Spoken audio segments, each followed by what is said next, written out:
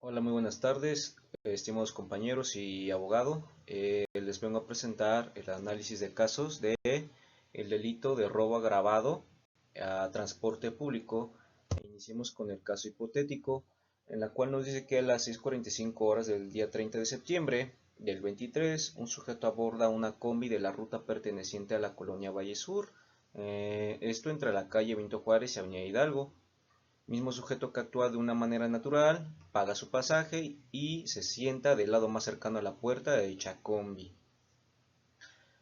Pasados unas pocas cuadras, el sujeto procede a levantarse del asiento de la combi y empieza a amedrentar a los pasajeros con un arma hechiza, diciéndoles sus cositas de valor, muévanse y no se me quieran poner pendejos, provocando que dichos pasajeros hicieran caso a las exigencias del agresor, con lo que el agresor guardó dichas pertenencias en una mariconera negra. Posteriormente el agresor le exige al chofer que lo bajara en una esquina entre la calle Vicente Guerrero y la avenida Hidalgo. Una vez que se bajó el agresor de la combi, empezó a trotar y en ese preciso momento uno de los pasajeros saca un segundo celular, procediendo a llamar a las autoridades para denunciar dicho robo. El pasajero, con buena memoria, le empieza a describir al sujeto activo, diciéndole a las autoridades que dicho sujeto vestía con tales características y que logró percibir un raspón del lado superior de la nariz. Pasados 12 minutos de lo sucedido, las autoridades empezaron a actuar, logrando interceptar a dicho sujeto. El agresor se percata que estaba siendo perseguido, por lo que empieza a correr. Y finalmente las autoridades logran aprenderlo o detenerlo entre las calles, en la calle Carmen Cerdán y Álvaro Obregón de la misma colonia, que era unas pocas cuadras del lugar de los hechos. Las autoridades toman las declaraciones de las víctimas y se hace el señalamiento respectivo si el sujeto aprendido o detenido era efectivamente el sujeto agresor, por lo que todos los pasajeros afirman efectivamente que era el mismo sujeto. Al sujeto le encontraron 7 celulares, los cuales se describen las siguientes: un Huawei, un Motorola, unos Samsung, iPhone, y también 2 carteras con dinero que ascendía a los 1,600 pesos. Ahora procedemos con la normatividad, en la que nos dice el artículo 373. Comete delito de robo el que se apodera de un bien ajeno mueble sin derecho y sin consentimiento de la persona que pueda disponer de él. Ahora, el artículo 377 nos dice que para la aplicación de la sanción se dará por consumado el robo desde el momento en que la persona tenga en su poder la cosa robada, o cuando la abandone, o cuando lo desapoderen de ella. El artículo 378 nos dice que para estimar la cuantía del robo se atenderá únicamente al valor comercial del objeto de apoderamiento. Y por último tenemos las agravantes, que se configuran 3 conforme a lo que establece el artículo 380, que dice que se van a aumentar hasta en una mitad las siguientes. En este caso tenemos que el delito de robo se configuró con violencia en contra de las víctimas. El segundo es que se cometa estando la víctima en un transporte público, en este caso es la combi. Y tercero, cuando se cometa respecto de teléfonos celulares, como vimos, pues el imputado se apoderó de teléfonos celulares, que son 7 en su totalidad. Ahora bien, procederemos a dar mención a los elementos del tipo, las cuales tenemos a los sujetos: el imputado, sujeto activo, el denunciante, que es el que sacó el celular para proceder a llamarle a las autoridades para la persecución correspondiente, y a las demás víctimas directas, que eran los que estaban dentro de la combi, los usuarios. Tenemos al objeto, el cual recayó el delito. Tenemos a los 7 celulares de diferentes marcas y modelos, las 2 carteras que contenían billetes de 500, de 200 y de 100, por lo que el monto de lo robado asciende a los 15,400 pesos. Ahora bien, tenemos la conducta, que es se apodera, es decir, el sujeto activo se apodera de un bien mueble ajeno sin derecho y sin consentimiento, utilizando la violencia a su favor para dicho fin. El resultado es obtener o apoderarse del objeto. La conducta es de acción, se persigue por denuncia, la culpabilidad es de voluntad dolosa, ya sabemos que se ejecuta con intención y coincide con los elementos del tipo penal, por lo que quiso o aceptó la realización del hecho descrito por la ley. El delito es instantáneo porque se consuma en el momento en que el sujeto activo se apodera del bien. Es autor material el sujeto activo porque lo realiza por sí mismo. El bien jurídico que se vulnera es el patrimonio y pues el objeto que ya lo hemos comentado varias veces, que son los celulares y los billetes en efectivo. Respecto a la punibilidad, nos dice que el valor del UMA en este año es de 108,57 centavos, por lo que ya lo hemos mencionado, el monto de lo robado es de 15,400 pesos, por lo que se configura la punibilidad en lo dispuesto en el artículo 334 fracción 3, en la que nos dice que se impondrá de 2 a 4 años de prisión y una multa de 50 a 200 unidades de medida y actualización.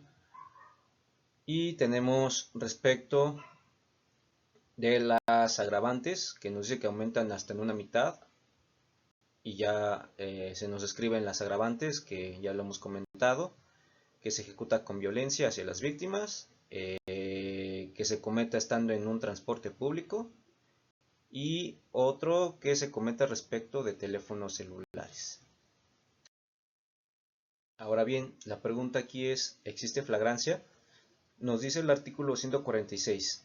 Los supuestos de flagrancia se podrá detener a una persona sin orden judicial en caso de flagrancia. Se entiende que hay flagrancia cuando, fracción 2, inmediatamente después de cometerlo es detenida en virtud de que, inciso B, cuando la persona sea señalada por la víctima o ofendido, algún testigo presencial de los hechos o quien hubiera intervenido con ella en la comisión del delito, y cuando tengan su poder instrumentos, objetos, productos del delito, se cuente con la información e indicios que hagan presumir fundadamente que intervino en el mismo.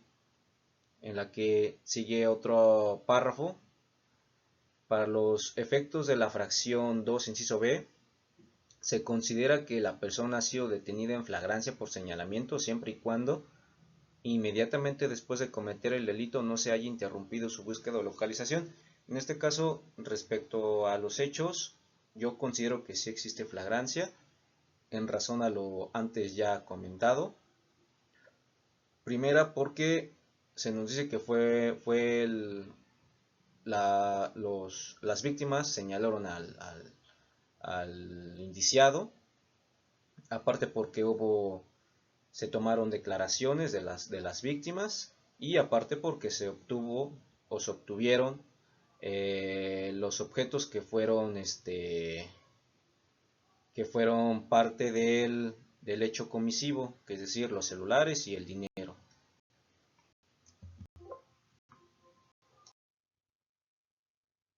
Ahora bien, quiero recalcar que en el artículo 146, en su último párrafo, hace referencia a que para efecto de la fracción 2, inciso B, que hace referencia al señalamiento, se considera que la persona haya sido detenida en flagrancia por señalamiento siempre y cuando inmediatamente después de cometer el delito no se haya interrumpido su búsqueda o localización. En este caso, como vemos, sí se hizo el señalamiento, pero anterior a ello, recordemos que la víctima, la que hizo la llamada a las autoridades, la denuncia, para que se iniciara la persecución, pues como vemos, desde mi punto de vista, se hizo de manera atenida a lo que dice dicho artículo. ¿Por qué? Porque desde el momento en que el sujeto, Yaret, hace la denuncia por vía telefónica, se inicia la persecución. Al momento de que se inicia la persecución, en ningún momento las autoridades, los policías, hicieron alguna interrupción de su persecución, por lo que solamente transcurrió en un breve tiempo, que a pesar de que en lo que dice lo vamos a ver después, en lo que dice en esta tesis 2021-71, en la que el lapso de tiempo debe ser continuo y breve. En este caso se inició la persecución y no tardó ni 12 minutos, o tardó 12 minutos para la detención del sujeto. Por eso le encuentro sustento a lo anterior con el registro digital 2029-71, en la que nos dice que el delito flagrante, inciso C, cuando es detenida inmediatamente después de haberlo cometido y alguien señala y se encuentra en su poder el objeto del mismo o el instrumento con que aparezca cometido. El término inmediatamente se debe entender como el lapso de tiempo comprendido en el momento de la ejecución del delito y el momento de la detención.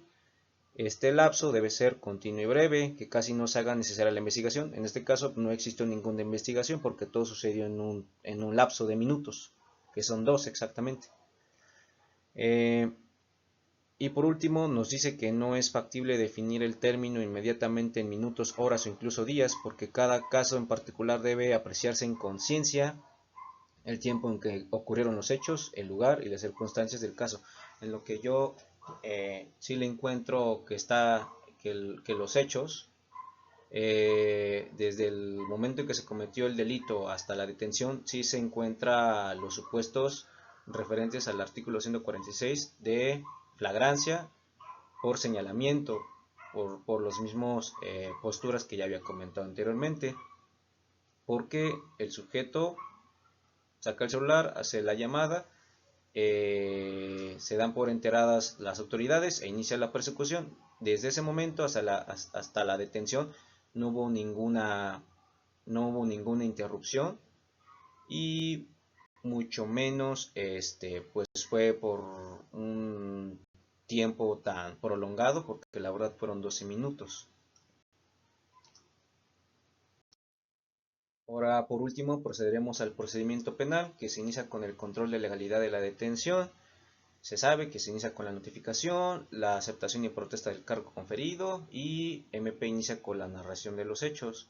Como defensor, podríamos manifestar que se ha calificado de ilegal la detención, por ejemplo, que no se le leyeron los derechos, que no se cumple la flagrancia en atención a la hipótesis en su inciso B, fracción 1, toda vez que, por ejemplo, nos hicieron las entrevistas o encuestas pertinentes para acreditar si efectivamente era el sujeto que presuntamente cometió los hechos delictivos, ya que el simple señalamiento puede ser ambiguo debido a la falsa persecución.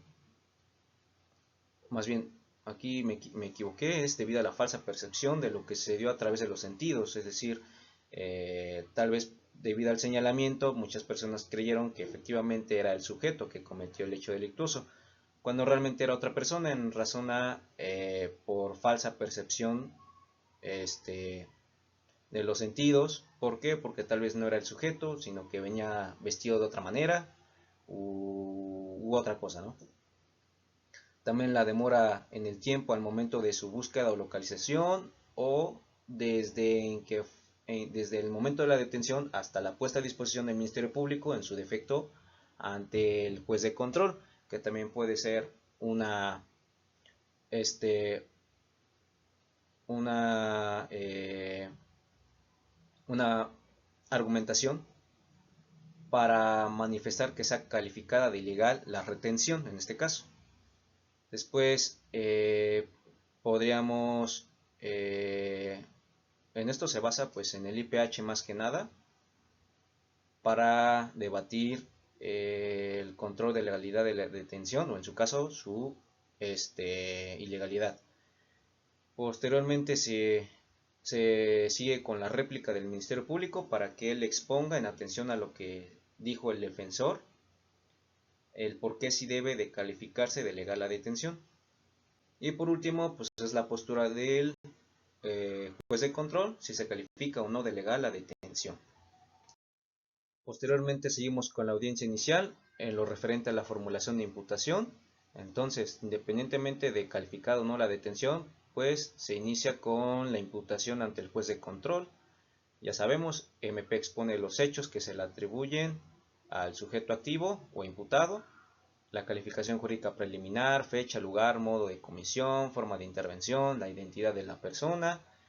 Después seguimos con el defensor, porque éste puede solicitar alguna aclaración o precisión, por ejemplo, que precise el fiscal el lugar y modo de comisión, sea porque existió alguna discordancia con lo que dijo, con lo que está plasmado en el IPH, o, o, que, o que precise la calificación jurídica, o que la fundamente bien, o que haga mención el MP de quiénes son las víctimas afectadas. También se le dará la oportunidad al imputado de declarar o reservarse el derecho de la declaración, que como estrategia sería que no declarara. Después se sigue con la solicitud de vinculación a proceso, que en donde tienen que preverse algunos requisitos, que entre ellos se encuentra que no exista alguna extinción penal o excluyente de delito, derecho del imputado a declarar, que ya se haya desahogado los antecedentes de investigación y la formulación de imputación. Si es deseo del imputado someterse al plazo constitucional de la 72 o su duplicidad, o seguir en audiencia como defensor, al ver las circunstancias, yo decidiría que se resuelva en la misma audiencia. Entonces, en este caso, se nos daría el uso de la voz para el debate de la vinculación de imputación, es decir, podemos hacer mención que no se recabaron o no se hicieron adecuadamente las entrevistas o declaraciones de testigos o de las mismas víctimas, anomalías al relatar los hechos, que carece de sustento en el sentido de que no se especifica pormenorizadamente los elementos de tiempo, modo y lugar, tal vez una mala obtención de un video respecto de la cadena de custodia, porque puede suceder que existan videos, más que nada en las combis, que se encuentran cámaras y graban todo lo que sucede. También podemos hacer referencia a ello, sobre la mala obtención de dicha prueba. Y por último, pues el MP dará lugar a la exposición de sus razones. Por último, el juez de control expone las consideraciones y emite su decisión de vincular o no a proceso. Si no se vincula, pues eso no quiere decir que esté exonerado el imputado, más bien el MP puede reformular sus posturas. Ahora bien, algunas consideraciones que podemos tomar es que si se vincula, MP va a solicitar la imposición de medidas cautelares, en las cuales podemos debatirlas, o si no, primero podemos solicitar la suspensión condicional del proceso. Entonces, eso sería lo más factible. Entonces, esto se solicita después de haberse vinculado el proceso al imputado dentro de la misma audiencia, y siempre que no exista una posición fundada de las víctimas o ofendidos, es decir, que la víctima no nada más no diga no, pues no quiero, no se trata así, sino que tiene que fundamentar el cual tiene o presenta su oposición para otorgarle al sujeto activo, al imputado, la suspensión condicional del proceso. Y bueno, si somos expertos, podríamos ir a juicio oral y se desahogarían los lineamientos de la etapa intermedia y de juicio oral, aunque sería algo no congruente o ilógico, sabiendo que pues nuestro defendido pues cometió dicho delito, y tal vez en estos casos podría proceder en el supuesto de que el sujeto a quien estamos defendiendo no fue el sujeto que cometió el hecho delictuoso o los presuntos hechos delictuosos, ya sea porque lo confundieron o entre otras situaciones. Y hasta ahí termina mi exposición de análisis de casos, robo agravado en transporte público. Gracias.